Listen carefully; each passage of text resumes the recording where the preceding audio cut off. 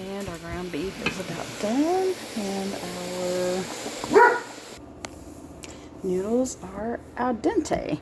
They don't have to be completely done because this will finish cooking in the oven. And I'm doing this one-handed, but this is one of the things I love about this collapsible steamer is I'm pulling that out and they're draining, and then I'm just gonna pour the water off. Some recipes you have to save some of your pasta sauce, but not lasagna.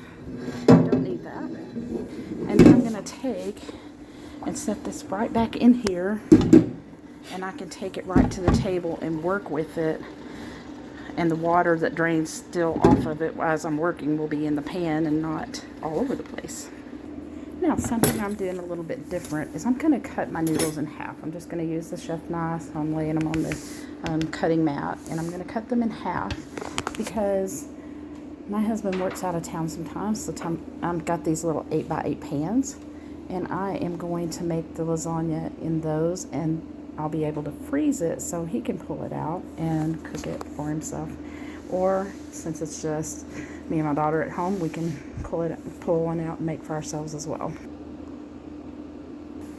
For the cheese layer, I'm mixing together 16 ounces of ricotta cheese, 24 ounces of cottage cheese, and 2 eggs. And for the pasta sauce, you can make homemade if you want, but I've not mastered that one quite yet, so I use this Hunt's garlic and herb sauce.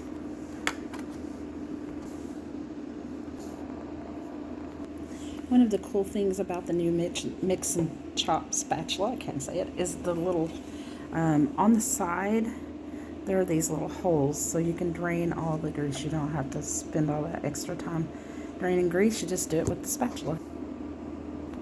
And back to the noodle layer. These pans hold about 2 layers, and then at the end we'll put some shredded cheese on.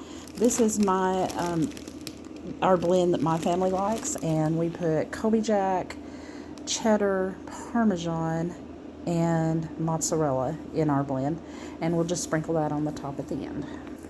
And that's it. Super easy. And if you want to freeze it, cover it really tightly with foil, and then you can freeze it and take it out to use it later. It's great for meal prepping, great for small families that don't need a great big lasagna. Awesome recipe.